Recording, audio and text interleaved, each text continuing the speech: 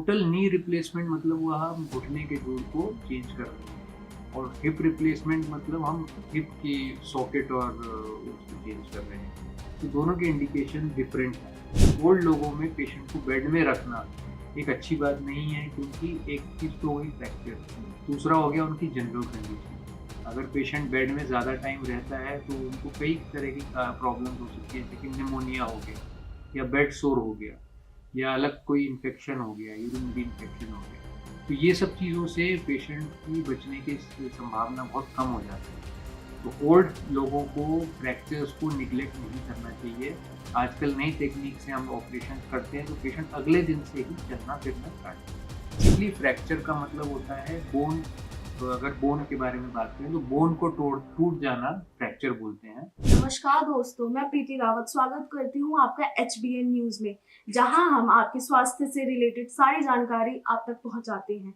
तो आज हमारे साथ एक ऐसे अतिथि बैठे हैं जिन्हें आप हड्डियों से रिलेटेड जितनी भी परेशानियां होती हैं उनका कैसे इलाज करना है सब जानते हैं। तो सर, सबसे पहले मैं आपका स्वागत करूंगी HBN न्यूज में। तो सर, सबसे पहले मैं चाहूंगी अपना छोटा सा परिचय हमारे दर्शकों को दे दीजिए।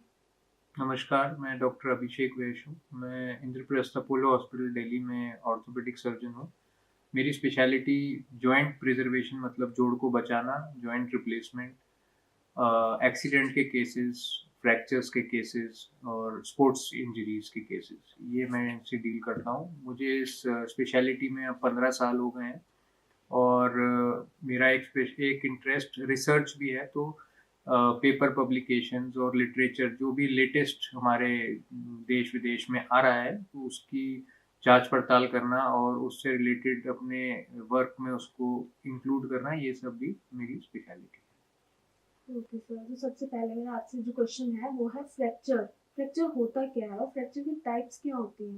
है। जी, ये बहुत ही अच्छा क्वेश्चन है। बहुत लोगों को ये पता ही नहीं है कि फ्रैक्चर क्या होता है। तो बेसिकली फ्रैक्चर का मतलब होता है बोन। अगर बोन के बारे में बात करें तो बोन को तोड़ टूट जाना फ्रैक्चर बोलते हैं। तो मेनली फ्रैक्चर दो तरह के होते हैं। एक होता है प्राइमरी फ्रैक्चर, जो कि एक्सीडेंट या गिरने से या चोट लगने से होता है, उसको एक्सीडेंट ट्रोमैटिक फ्रैक्चर बोलते हैं। और दूसरा होता है ऑस्टियोपोरोटिक फ्रैक्चर, जो कि होता है ओल्ड एज में, हड्डी कमजोर होने की वजह से कोई खड़े खड़े से स्लिप हो जाए या फिसल जाए तब भी फ्रैक्चर हो जाती है हड्डी। वो इसलिए होती है कि बोन बहुत वीक है, ऑस्टियोपोरोसिस हो गया है, तो उसको सेकेंडरी फ्रैक्चर बोलते हैं। सेकेंडरी ऑस्टियोपोरोसिस की वजह से वो फ्रैक्चर होता है।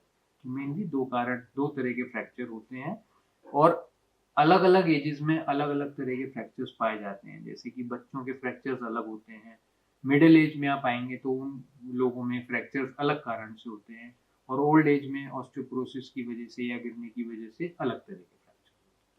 ठीक है, तो सर मैं जानना चाहूंगी कि आजकल जैसे बुजुर्ग हैं हमारे घर में, तो बुजुर्ग में आजकल हिप फ्रैक्चर्स, हिप में प्रॉब्लम्स बहुत ज्यादा रहती हैं। तो हिप प्रॉब्लम ऐसी कौन कौन सी होती है जो हमारे बुजुर्गों में होती है, और उन्हें कैसे, ऐसे कौन से प्रिकॉशंस हैं जो अपने घर में रखने चाहिए जिनसे वो प्रॉब्लम ना हो? जी, तो हिप फ्रैक्चर्स बहुत कॉमन है ओल्ड एज में, बिकॉज अगेन ऑस्टियोपोरोसिस की वजह से। तो आप देखेंगे ऑस्टियोपोरोसिस की वजह से जो मेनली तीन साइड्स अफेक्ट होती हैं बॉडी में। एक होती है स्पाइन, जो आपकी रीढ़ की हड्डी, दूसरी है आपकी रिस्ट, कलाई की हड्डी, और तीसरी है हिप। ये तीन हड्डियां बहुत ज़्यादा कॉमनली फ्रैक्चर होती हैं ओल्ड लोगों में। तो ओल्ड लोगों में अगर हिप फ्रैक्चर हो जाता है और वो अर्ली, मतलब जैसे अगर वो अभी गिरे और अभी तुरंत हॉस्पिटल पहुंच पाए या अगले दिन पहुंच पाए, तो कभी कभी उन फ्रैक्चर्स को फिक्स करना पॉसिबल होता है। फिक्स मतलब कि हम प्लेट या स्क्रू या रॉड्स के द्वारा उस फ्रैक्चर को अपनी जगह पे बिठा के पेशेंट को अगले दिन से मूव करवा सकते हैं।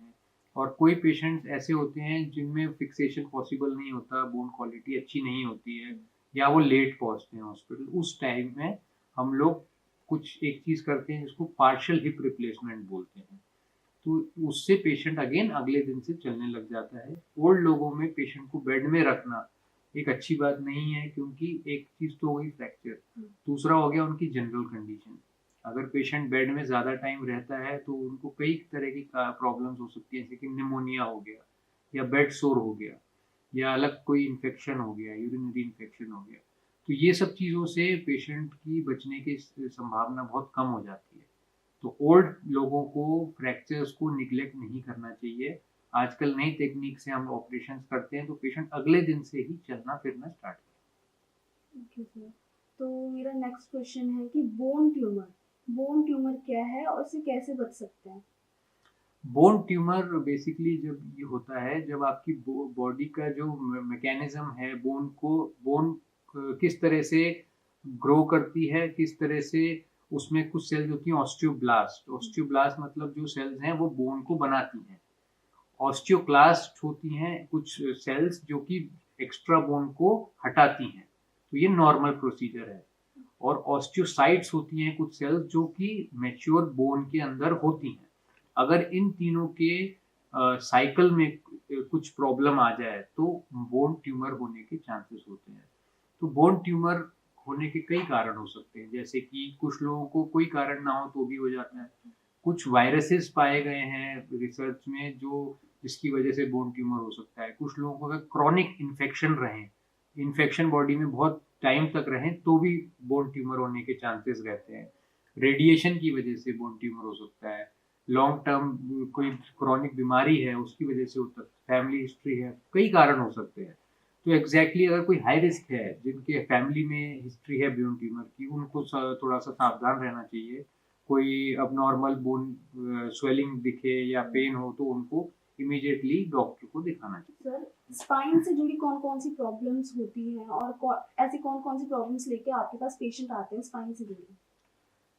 स्पाइन में अगेन प्रॉब्लम्स एज के हिसाब से अलग अलग पाई जाती हैं। तो अगर हम बच्चों से स्टार्ट करें तो सबसे पहली जो बच्चों में प्रॉब्लम पाई जाती है वो है स्कोलियोसिस, मतलब कुबड़ हो जाना या कमर टेढ़ी होना। वो कंजेनाइटल होती है, मतलब कुछ लोगों को बचपन से होती है, उनकी बनावट ही ऐसी होती है। तो सबसे प्रॉब्लम कॉमन स्कोलियोसिस होती है बच्चों में।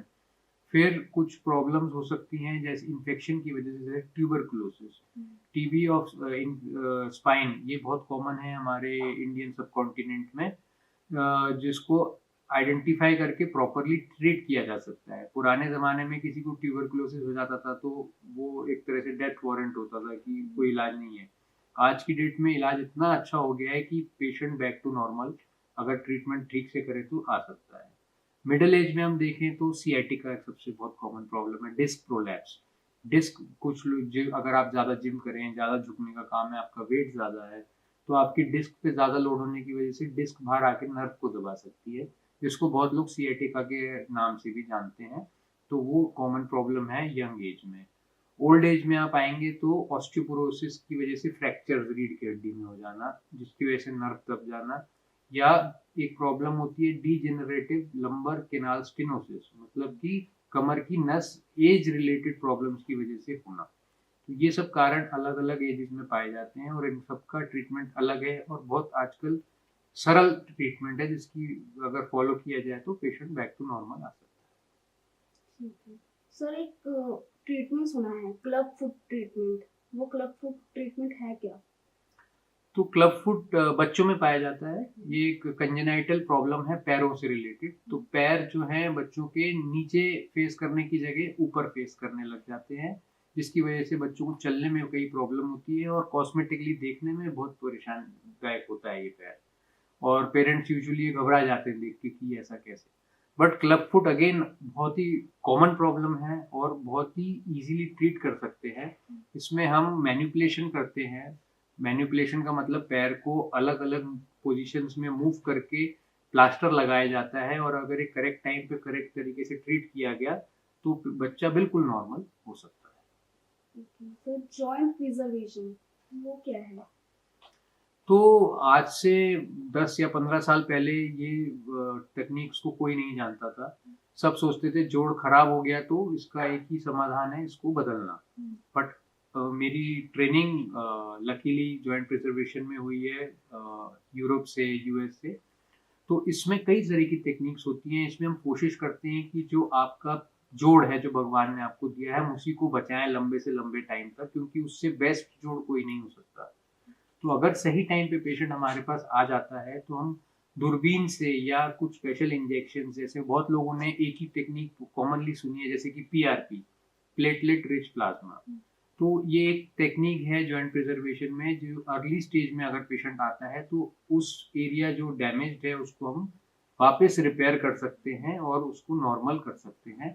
बट अगर पेशेंट लेट स्टेज में आता है, ग्रेड 3 या ग्रेड 4 के बाद आता है, तो कभी-कभी जॉइंट प्रिजर्वेशन करना मुश्किल हो जाता है। लेकिन सर जैसे कि आजकल सीटी स्कैन और एमआरआई, जो हमारे दर्शक हैं, कुछ लोगों को ये भी नहीं पता कि सीटी स्कैन और एमआरआई क्या होता है, तो क्या आप इन दोनों में डिफरेंस बता सकते हैं? हाँ, ये बहुत ही अच्छा सवाल है, क्योंकि बहुत लोग सोचते हैं सीटी स्कैन और एमआरआई स्कैन लगभग सिमिलर है। ऐसा बिल्कुल भी नहीं है। सीटी स्कैन होता है जिसमें अगर हम सिंपल भाषा में बात करें तो बोन्स जो है हमें अच्छे से दिखती हैं। एमआरआई स्कैन एक मैग्नेटिक रेजोनेंस इमेजिंग उसको बोलते हैं, वो स्कैन होता है, वो एक लंबा और टाइम लेता है। सीटी स्कैन आपका 1 या 2 मिनट के अंदर हो जाएगा। एमआरआई स्कैन को होने में 15 से 20 मिनट लगते हैं एटलीस्ट। और इसमें आपको ज़्यादा सॉफ्ट टिश्यू, मतलब जैसे बोन के आसपास जो मांसपेशियाँ हैं, नर्व्स हैं, ब्लड वेसल्स हैं, वो सब हमें ज़्यादा अच्छे से दिखती है। तो सीटी की इंडिकेशन या करने का कारण बिल्कुल अलग होता है और एमआरआई करने का कारण बिल्कुल अलग होता है। इन दोनों से हमें डिफरेंट इन्फॉर्मेशन मिलती है।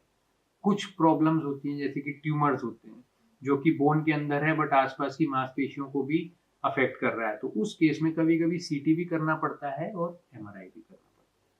तो सीटी से रेडिएशन एक्सपोज़र होता है। जैसे सीटी एक तरह का आप मान लें कि एक एक्स-रे जैसे हम करते हैं उसमें रेडिएशन निकलता है, वैसे ही सीटी में से रेडिएशन निकलता है। तो बट एमआरआई में रेडिएशन नहीं होता है। एमआरआई अगर कोई प्रेग्नेंट लेडी है, तो वो एमआरआई सेफली करा सकती है, उनको हम सीटी के लिए एडवाइस नहीं कर सकते। तो सर नेक्स्ट क्वेश्चन है, आजकल बहुत सारी प्रॉब्लम्स जेनेटिक भी होती है, क्या बोन से रिलेटेड ऐसी कोई प्रॉब्लम है जो जेनेटिक भी होती है? जी, बिल्कुल, जेनेटिक प्रॉब्लम्स बहुत कॉमन हैं बोन रिलेटेड, जैसे कि आपने देखा होगा एकॉन्ड्रोप्लेजिया एक प्रॉब्लम होती है जिसमें पेशेंट की हाइट नहीं बढ़ती है। आपने देखे होंगे कुछ लोग जैसे बोने हम कहते हैं, तो वो एक जेनेटिक प्रॉब्लम है। कुछ लोगों को स्कोलियोसिस होता है, वो ऊबड़ हो जाती है कमर में, वो जेनेटिक प्रॉब्लम है। एक प्रॉब्लम होती है मस्कुलर डिस्ट्रोफी, जिसमें मसल्स का ग्रोथ प्रॉपर्ली नहीं होता है, उसमें मसल की जगह फैट डिपॉज़िट होता है और उसकी वजह से जो छाती में साँस लेने की मसल्स हैं, वो भी प्रॉपर्ली काम नहीं करती। एक बहुत गंभीर प्रॉब्लम है, ये भी एक तरह की जेनेटिक प्रॉब्लम है। बट आजकल क्योंकि हमारे पास जेनेटिक्स टेस्टिंग आ गई है, प्रीनेटल, तो बच्चा अभी पैदा भी नहीं हुआ और 3 महीने के अंदर-अंदर अगर मदर अपना जेनेटिक टेस्टिंग कराती है, तो इन प्रॉब्लम्स को होने से पहले ही रोका जा सकता है। तो इसमें अवेयरनेस की बहुत ज़रूरत है और आजकल अगर ये प्रॉपर्ली किया जाए, तो ये जेनेटिक प्रॉब्लम्स के पेशेंट्स कम हो सकते हैं अपने देश में। मतलब जेनेटिक प्रॉब्लम्स, अगर बच्चा बड़ा हो गया तो जेनेटिक प्रॉब्लम्स ठीक नहीं हो सकती? जेनेटिक का मतलब होता है आपकी बनावट भगवान ने ऐसी दी है।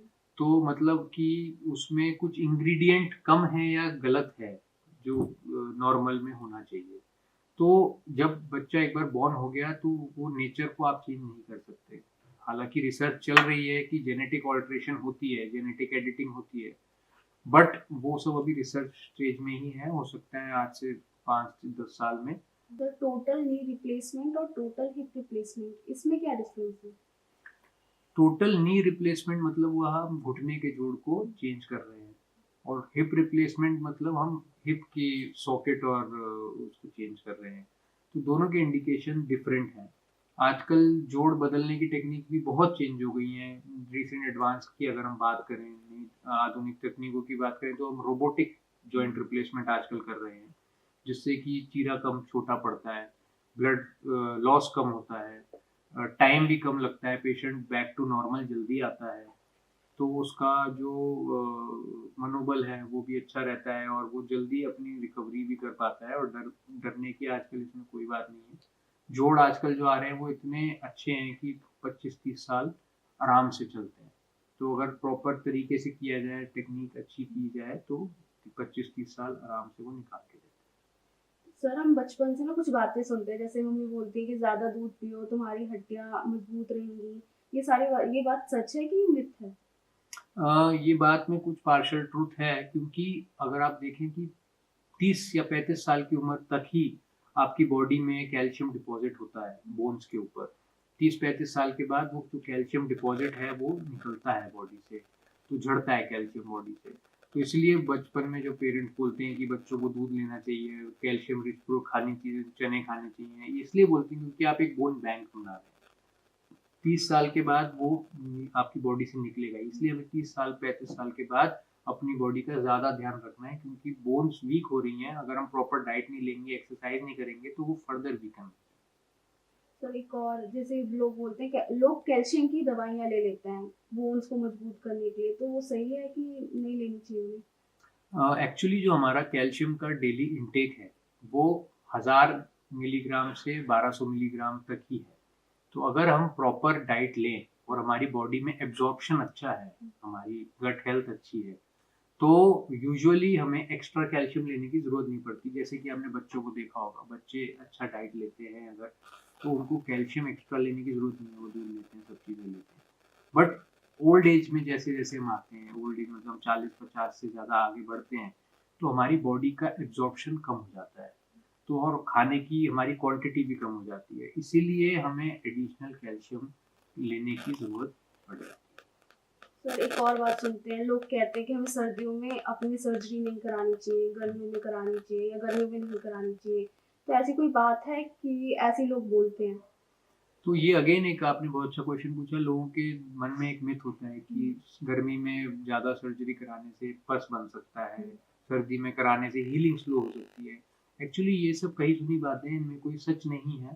कारण ये है कि ऑपरेशन एक कंट्रोल्ड एनवायरनमेंट में किया जाता है, टेम्परेचर रेगुलेशन में किया जाता है। तो सर्जरी आप सर्दी में कराएं, गर्मी में टेम्परेचर कंट्रोल ऑपरेशन थिएटर के अंदर सिमिलर रहता है। और जहाँ तक कि ऑपरेशन के बाद की रिकवरी की बात करें तो उसका टेम्परेचर से कोई रिलेशन ऐसा नहीं है। सर स्पोर्ट्स इंजरी कौन कौन सी होती है? तो स्पोर्ट्स इंजरीज मोस्ट कॉमनली 5 जो देखी जाती है, स्पोर्ट्स इंजरीज कई होती हैं जो कि यूजुअली आप 18 साल से 35 साल की उम्र के लोगों में जो कि हाईली फिजिकली एक्टिव हैं उनमें देखी जाती है। बट मोस्ट कॉमनली जो हम 5 स्पोर्ट्स इंजरीज की अगर बात करें तो वो होती है, सबसे पहली होती है एंकल स्प्रेन, पैर मुड़ जाना जिसकी वजह से एंकल में स्प्रेन हो जाता है। दूसरी होती है एसीएल इंजरी, जो कि घुटने में एक लिगामेंट होता है जो टूट जाने की वजह से घुटने में लचक आ जाती है। तीसरी होती है लंबर स्ट्रेन, मतलब कि कमर दर्द होना। अगर आपने भारी सामान उठा लिया, आप अभी ट्रैवल करके आए हैं तो आपकी कमर बैठ गई, जाम हो गई, ऐसा लोग बोलते हैं। चौथा है टेनिस एल्बो, कि आपकी एल्बो में बहुत सीवियर पेन हो रहा है, आप 2 किलो का सामान भी नहीं उठा पा रहे, तो टेनिस एल्बो। और 5वीं सबसे कॉमन प्रॉब्लम है शोल्डर में, वो है कि बैंकार्ड इंजरी, कि आपका कंधा बार बार डिसलोकेट होता है या कंधे में दर्द रहता है, आपने बैडमिंटन खेला, वो आपके कंधे में बहुत दर्द हो रहा है। ये 5 सबसे कॉमन स्पोर्ट्स इंजरीज देखी जाती है। सर सबसे लास्ट सवाल मेरा आपसे ये रहेगा कि आपके पास ऐसी कौन सी कॉमन प्रॉब्लम्स लेके पेशेंट्स आते हैं? हमारे पास 80% में कहूँगा जो पेशेंट्स आज की डेट में आते हैं वो है बैक पेन, नी पेन, ये सबसे ज़्यादा कॉमन प्रॉब्लम्स हैं। क्योंकि हमारी जो भारत की पॉपुलेशन है वो इस समय पे 35 से 50 की एज में जो सबसे ज़्यादा लोग हैं, बट ये धीरे धीरे चेंज हो रहा है। तो ओल्ड लोगों में सबसे ज़्यादा नी ऑस्टियोआर्थराइटिस या कमर की घिसाव की प्रॉब्लम बढ़ रही है। लेकिन अवेयरनेस बढ़ने की वजह से अब स्पोर्ट्स इंजरीज भी काफ़ी कॉमनली देखी जाती है, जैसे कि मैंने आपको बताया एसीएल इंजरीज, शोल्डर की बैंकार्ड या rotator cuff injuries, ankle sprains, और एक्सीडेंट तो कोई भी एज ग्रुप में होता है, तो एक्सीडेंट के केसेस भी आते हैं। इसी के साथ सर मैं इंटरव्यू खत्म करना चाहूँगी और आपका धन्यवाद करूँगी कि आपने अपना बिजी शेड्यूल में से इतना थोड़ा सा टाइम हमारे स्टूडियो को भी दिया। तो thank you so much sir. Thank you. Videos देखने के लिए सब्सक्राइब करें HBN न्यूज़, बेल आइकन दबाकर लेटेस्ट नोटिफिकेशन पाएं।